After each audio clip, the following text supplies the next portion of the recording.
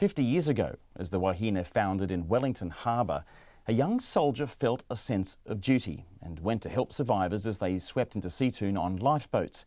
A photographer captured the moment 21-year-old Chris Wilson carried a terrified young boy from a lifeboat onto the shore. 2 years ago, Mr. Wilson started looking for the boy in that photo. He was also interviewed here on Checkpoint on the eve of the 50th anniversary. He hoped the boy or someone who knew him might come forward, but it remained a mystery until last weekend. Laura Dooney's been helping Mr. Wilson look for the boy. She filed this report.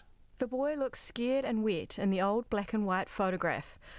Chris Wilson has his arm wrapped around him, covering him with a white towel in an attempt to keep him warm. The boy had been on board the Wahine when it capsized, killing 53 people on April 10, 1968.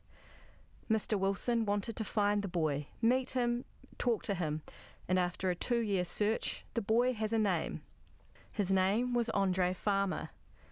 His brother Ivan was also on board the Wahine that day and now lives in Zimbabwe. He saw Chris Wilson's Checkpoint interview online and recognised his brother.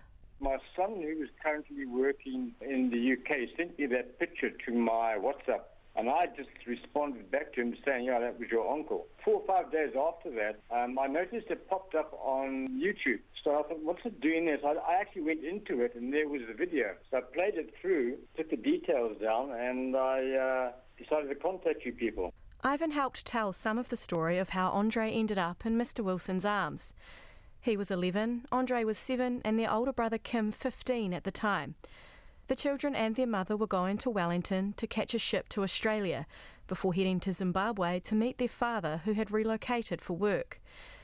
Ivan has vivid memories of the Wahine sinking, particularly the moment his mother told Kim she couldn't look after them all as they abandoned ship. With that, my older brother picked me up and threw me overboard. I landed in this lifeboat that was pretty jam-packed with people, and landing on the people actually broke my fall. After that, he thinks his mum, who couldn't swim, and brothers jumped into the water and were pulled onto a rubber raft that quickly capsized. And my mother at one point was holding, I think, my oldest brother by his hair to keep him above water, and Andre was being held up between her legs by her knees to keep his head above water. I think from there on in, they were then rescued by a tugboat. Andre somehow, I think, got separated. From there on in, I don't know what happened to him. Much of that story will never be told. Sadly, Andre passed away from pancreatic cancer 4 years ago. He was 53 years old. We do know the young Andre made it to shore, where the photograph shows him being held by young soldier Chris Wilson, who then carried the little boy to a waiting bus full of survivors heading for a makeshift hospital. For the past 2 years, Chris has wondered what happened to him. I think as you get older, you start reviewing your life in retrospect, and just a lot of questions pass through your mind, and you know, it's like old girlfriends, you know, you sort of think, well, I wonder what's ever happened to her, and you know, has she had a happy life? You know, so and the same applied to this little boy, you know, whatever happened to him, and did he have a happy life? Ivan says he and Andre were reunited at that makeshift hospital. I'm lying there by myself, and somebody wheels in this other bed with another child on it, and lo and behold, it was my young brother. And I looked at him, I said, Andre. He looked at me, and we just grabbed each other's hands and held each other's hands. The next day, the family continued their journey and boarded a ship to Australia. Ivan says he was carried on kicking, biting and screaming. He says his mother didn't talk about the disaster much after that. Andre's son, Brett Farmer, also saw the story online. He says the same thing about his dad. The 31-year-old lives in Australia with his wife and family. He says, like the other survivors, his father was expected to just get on with his life, despite the trauma he'd endured. I spoke to my brother a little while ago, and he remembers Dad telling us that whenever we went to the beach, his heart would skip a beat whenever a wave would crash near him. So we didn't go to the beach a lot because he was afraid of the water. Not afraid of swimming, but more of the sound of the ocean. Brett doesn't think his father knew the photo existed. He says his father lived a full life, immigrating to Australia from Zimbabwe in 1988.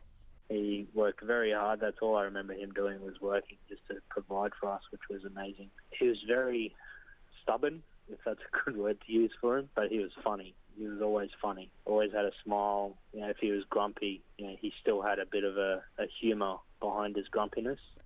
After we found out who Andre Farmer was, I called Chris Wilson to break the news. I've got some good news and some not so good news. Okay, yes. We've found the boy in the photo. Yes. But Wonderful. he's since passed away. Oh. Okay, that's I'm sorry to hear that. It's a bittersweet moment, isn't it? Yes, I found the boy, but I'm not going to be able to achieve what I was hoping to, and that was to sit down over a beer and find out what he'd done in the last 50 years. While Mr. Wilson will never meet Andre, he's already been in touch with two of his brothers and Brett. The family are grateful to him. He says finding out who Andre was means the mystery is over. It's closure whether I like it or not, and I don't like it.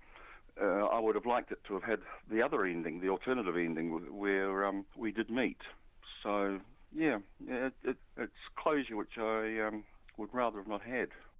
For Checkpoint, ko Laura Dunia ho.